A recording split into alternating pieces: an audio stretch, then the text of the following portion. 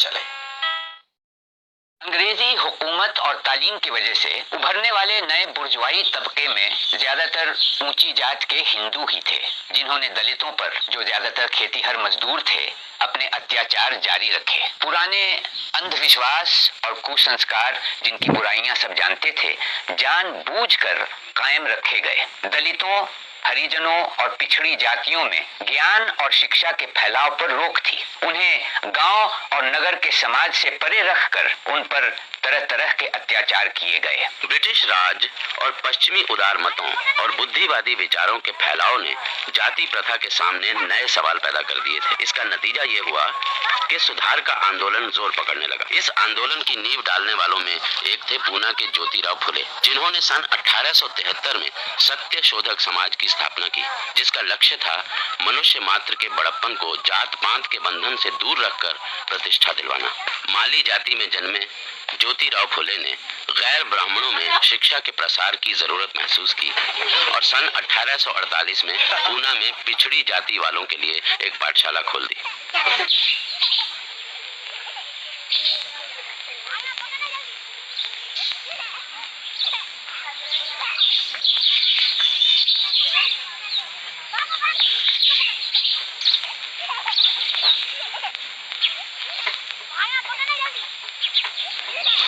समय हो गया। मेरे विचार में अब और कोई नहीं आएगा। दोस्तों, बच्चों, इस पाठशाला का औपचारिक उद्घाटन करने से पहले मैं हम लोगों की तरफ से उन सभी का आभार मानता हूँ जिन्होंने हमारे लक्ष्य को पूरा करने की दिशा में हमारी सहायता की है। सबसे पहले मैं श्री भिड़े साहब का आभारी हूँ, जिन्होंने हमें इस कोठरी में पाठशाला चलाने की अनुमति दी। मैं उन मिशनरी अध्यापकों का भी आभारी हूँ, जिन्होंने हमें तरह तरह से प्रेरणा दी है। और सबसे अंत में मैं अपने ब्राह्मण मित्रों को धन्यवाद देता हूँ, जो सनातनी ब्राह्मणों के दबाव में रहते हुए भी हमारे साथ रहे हैं और हमारे उद्देश्य को पूरा करने में मदद दे रहे हैं। अब मैं इस पाठशाला की प्रेरक शक्ति श्री ज्योतिराव फुले से प्रार्थना करता हूँ कि वे पाठशाला का उद्घाटन करें।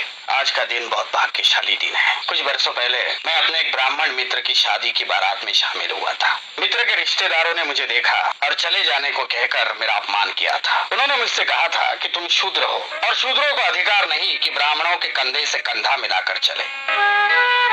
उन्होंने मुझसे कहा कि तेरी वजह से तमाम बारात भ्रष्ट हो रही है। उन्होंने और भी बहुत सी बातें मुझसे कही जिन्हें मैं यहाँ दोहराना नहीं चाहता, लेकिन उस रात मेरी आंखों में नींद नहीं उतरी। पूरी रात मेरे मन में तरह तरह के सवाल उठते रहे और उसका कोई जवाब मुझे नहीं मिला।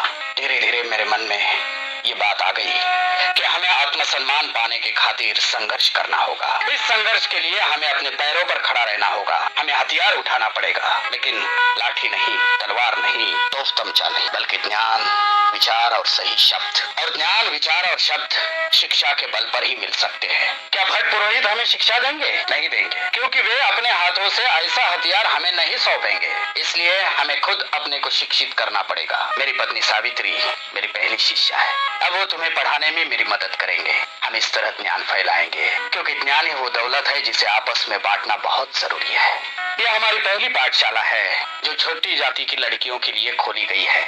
यहाँ लड़कों का हम स्वागत करेंगे, लेकिन हमारा विश्वास है कि लड़कियां ही आगे चलकर हमारी भावी पीढ़ी को आकार देगी। विरोध तो इस काम का होगा ही, लेकिन हमें साहस के साथ काम को आगे बढ़ाना है, क्योंकि हम सही रास्ते पर चल रहे हैं। मैं शुभकामना व्यक्त करता हूँ कि आप लोग शिक्षा पाने में सफल हो। इसे रोज रोज लाना जी। हम इसे बहुत सी बातें सिखाएंगे, पढ़ना, लिखना, कुछ व्याकरण, कुछ गणित। जी इसे रोज लाओगे ना? जी, रोज।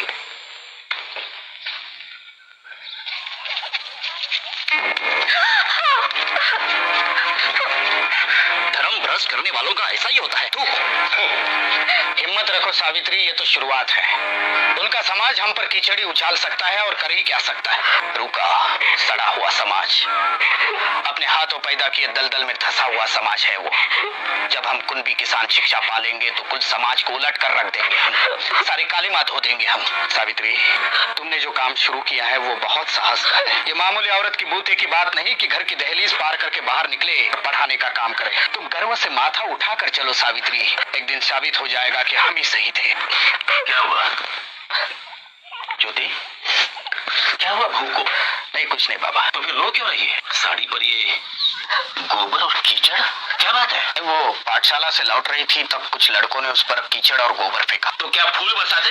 ज्योति, मैंने तुम्हें 20 बार समझाया है कि धर्म कर्म का मामला है, तुम बेकार टांग मत अड़ाओ। शूद्रों को और औरतों को पढ़ने लिखने का अधिकार नहीं है, लेकिन तुम मानते ही नहीं। वो पाठशाला खोलकर तुमने पूना के हर ब्राह्मण को अपना दुश्मन बना लिया है। हर ब्राह्मण नहीं बाबा, कुछ समझदार ब्राह्मण हमारे साथ भी है। तुम्हें पढ़ने के लिए स्कूल भेजा, वही मैंने गलती की। उन पादरी मास्टरों ने तुम्हारा दिमाग खराब करके रख दिया है। उसी वक्त मैं अपने समाज के लोगों की बात मान लेता तो आज ये दिन देखना न पड़ता। अरे तुम्हें करना हो तो करो, जिद्दी आदमी ठहरे, लेकिन मेरी बहू को उसमें क्यों घसीटते हो? क्योंकि शिक्षा ही इस देश को और हमारे धर्म को बचा सकती है। ये तभी हो सकता है जब हर एक को शिक्षा पाने का मौका मिले। मैं अपने धर्म को भ्रष्ट नहीं कर रहा हूँ बाबा, मैं उसे सुधारना चाहता हूँ। मैं आप ही से पूछता हूँ कि ये कानून किसने बनाया है कि सिर्फ ब्राह्मणों को पढ़ने का अधिकार है और शूद्रों को नहीं है? ये ब्राह्मणों का बनाया हुआ कानून है, नहीं है? ये सब भगवान की आज्ञा है। भगवान को इसमें क्यों घसीटते हैं आप? किसी भी देश में किसी भी धर्म की कोई किताब भगवान ने कभी नहीं लिखी। हर किताब मनुष्य ने लिखी है और धर्म पंडितों ने बार बार कहकर ये बात हमारे दिमाग में भर दी है कि ये भगवान की आज्ञा है, ताकि हम कोई सवाल नहीं उठा सके। देखो, शूद्रों और औरतों को भगवान के नाम पर दबाया गया है और कुछ नहीं है। देखो ज्योति, मैं तुमसे बहस नहीं करना चाहता। मैं सिर्फ इतना जानता हूँ कि हमारे पुरखों ने कुछ नियम बनाए हैं और हमें उनका पालन करना चाहिए, बस। हाँ, मैंने भी एक नियम बनाया है बाबा। मेरे पीछे पीछे आओ, मेरे पीछे पीछे आओ, रुको नहीं तुम मत घबराओ, धिक्कारो मनो की आज्ञाएं, शिक्षा पाओ और दिलाओ, शिक्षा का आनंद महान, ज्योति का कहना लो मान। बकवास। गैरस्तानी स्कूल के मास्टरों ने तुम्हारे दिमाग में खुराफात भर दी है। और फिर किसी ने आपको ये भी बताया होगा कि मैं ईसाई बन रहा हूँ। क्या ईसाई? सच? धर्म बदलना समस्या का कोई हल नहीं है। हालांकि ईसाई धर्म की कई बातें मुझे सही और सच जान पड़ती है, फिर भी मैं हिंदू ही बना रहना चाहता हूँ, क्योंकि मैं हिंदुओं के विचार में सुधार लाना चाहता हूँ। देखो ज्योति, मैं एक ही बात समझता हूँ और वो ये है कि तुम्हारी वो पाठशाला बंद होनी चाहिए और बहू का पढ़ाना भी खत्म होना चाहिए। नहीं, ये नहीं हो सकता। सब हो सकता है। देखो ज्योति, मैं तुम्हें आखिरी बार बता देता हूँ कि अगर तुमने मेरी और अन्य लोगों की आज्ञा का पालन नहीं किया तो तुम्हें और तुम्हारी पत्नी के लिए इस मकान में कोई जगह नहीं है। तुम्हें ये मकान छोड़ना पड़ेगा। जैसे आपकी मर्जी। हम हमारे विचारों में बदल नहीं कर सकते, इसलिए घर छोड़कर जा रहे हैं। सावित्री, अपना सामान भरो। मैंने तुम्हें पहले ही कहा था कि ये तो सिर्फ शुरुआत है। भरो सामान जल्दी। ज्योति, तू पागल हो गया है, निराट पागल।